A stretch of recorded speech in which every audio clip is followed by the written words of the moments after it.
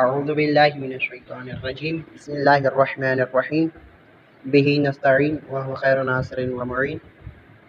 جیسے کہ مخرج جاری تھے، آج پڑھیں گے حروف صفیریہ زا سین صاد۔ مخرج نمبر 14، زبان کی نوک سے جب اوپر نیچے کے اگلے دونوں دانت آپس میں ملیں تو اس سے زا سین صاد ادا ہوتے ہیں۔ جس صفیریہ کو جو نا کہتے ہیں کہ سیٹی کی، جس طرح سیٹی کی آواز نکلتی ہے اس طرح جو نا آواز نکالنا۔ حروف شفویہ با میم واو فا۔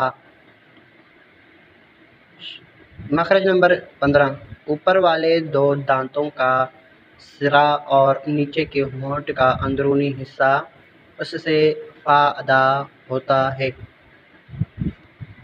مخرج نمبر 16، دونوں ہونٹ ہیں اس سے با میم واو ادا ہوتے ہیں، وہ اس طرح کے با بند ہونٹوں کے گیلے حصے سے، میم بند ہونٹوں کے خشک حصے سے، جس کو اتباع کے شفتین کہتے ہیں۔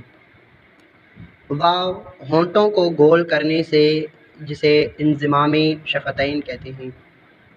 مخرج نمبر 17، خیشوم یعنی ناک کا پانسا جڑ، اس سے غنہ نکلتا ہے۔ نقشے میں دیکھیں آپ کہ ناک کا پانسا جو جڑ انہوں نے دیا ہوا ہے، اس سے حروف غنہ نون میم ادا ہوتے ہیں۔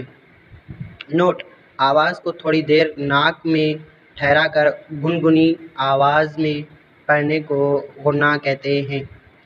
یہ نون میم اور ڈبل حرکت والے حرف پر ہوتا ہے۔ مخرج معلوم کرنے کا صحیح طریقہ: حرف کو ساکن کر دیں، اس کے شروع میں زبر والا حمزہ لے آئیں، جہاں حرف کی آواز ختم ہوگی وہیں اس حرف کا مخرج ہوگا۔ اس کے متعلق کوئی سوال وغیرہ ہو تو آپ رجوع کر سکتے ہیں۔ والسلام علیکم ورحمۃ اللہ وبرکاتہ۔